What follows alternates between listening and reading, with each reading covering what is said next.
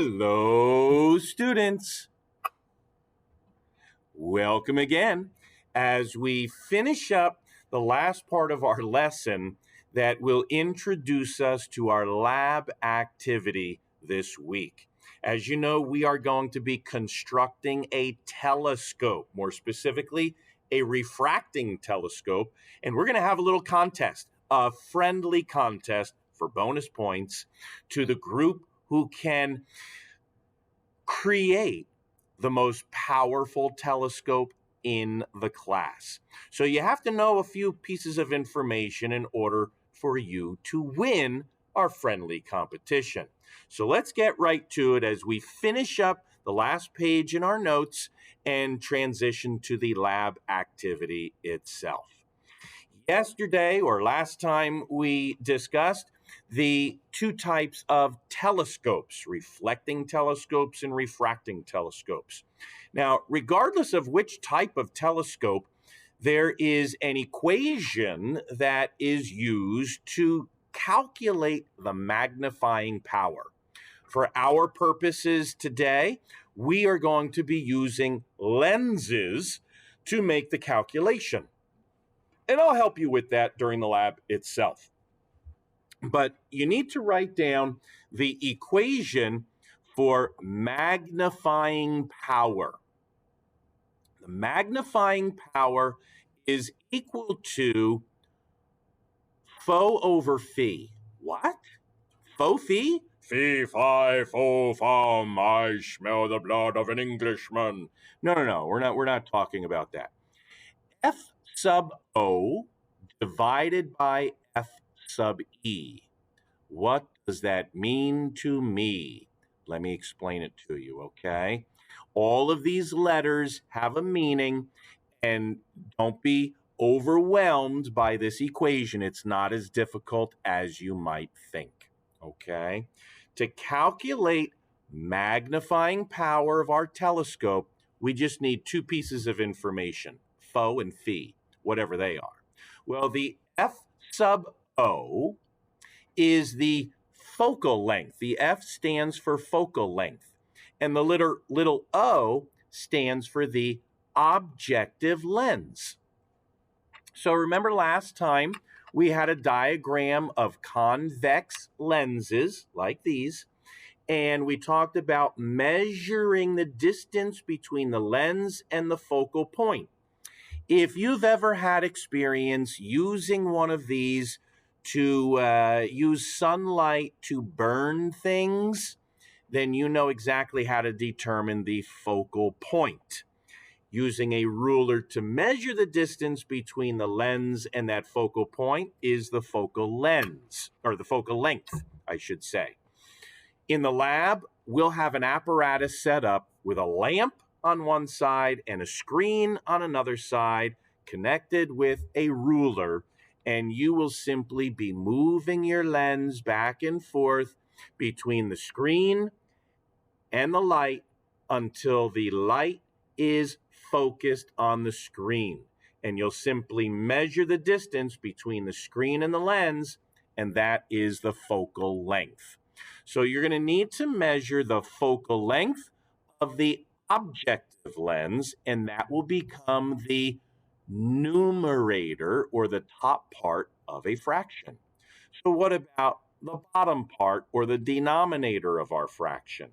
Well, as you can probably guess, F sub E is the focal length of the eyepiece lens. You'll be measuring it in exactly the same way, but you're going to determine the focal length of an eyepiece lens. So here's the deal. In order to create a telescope, you're going to need two different lenses, preferably two lenses with two different focal lengths. Now, if you think about math class, think about the value of a fraction. What has a greater value? A fraction with a bigger number up top or a bigger number down below? A bigger number as the numerator or a bigger number in the denominator? Don't say it out loud. Think about it with you and your lab mates, because the answer to that will help you obtain the correct materials to get the most powerful telescope in the class. All right, hopefully you've had enough time to copy this down. The equation for magnifying power equals the focal length of the objective lens divided by the focal length of the eyepiece lens. Now, in your notes, I believe you already have this diagram copied down. And so you can just refer to this diagram. It's on page 178 in your books, which is where you should be for your notes today. And this is what I was describing earlier. This is how we're going to measure the focal lengths. There will be a light source, lamp at your lab station. The light will be emitting rays of light to a lens, and that will be a concave lens. The light will then refract through that lens to a focal point on a screen, and you'll be moving the lens back and forth in order to obtain that perfect focal point, and you'll simply be measuring the distance between the lens and the screen. That will be your focal length.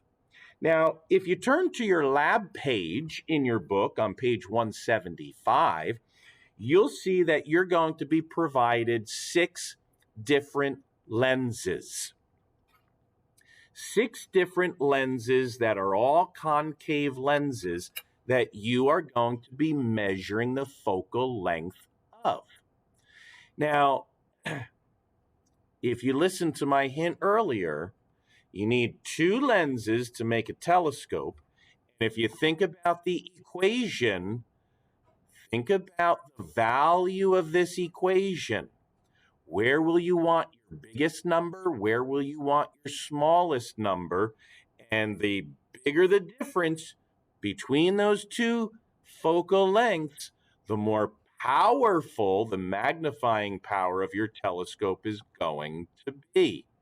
So measure those focal lengths in the lab carefully, and then make sure you know which one is which.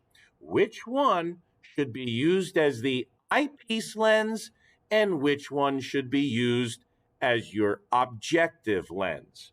This diagram appears on your lab page in your book as a reminder, as a guide to you, that your eyepiece lens should be the one with the shorter focal length, and the objective lens should be the one with the longer focal length.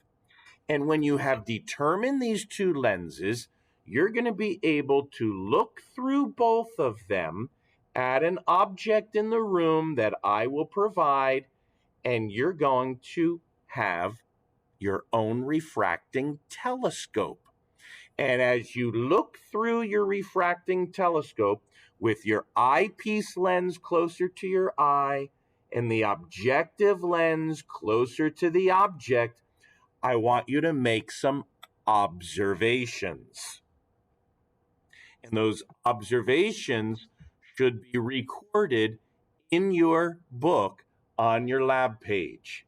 So note certain things such as the size and the orientation, whether it's upside down or backwards or what have you. How are you viewing the object that you're looking at when viewed through your refracting telescope?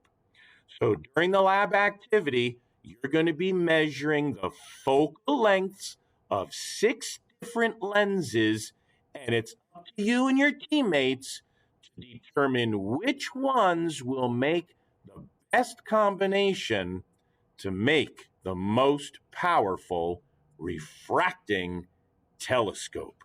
So good luck, and I can't wait for you to check out your different telescopes, and we'll see who wins the competition. So until we discuss your observations, I'll say bye-bye.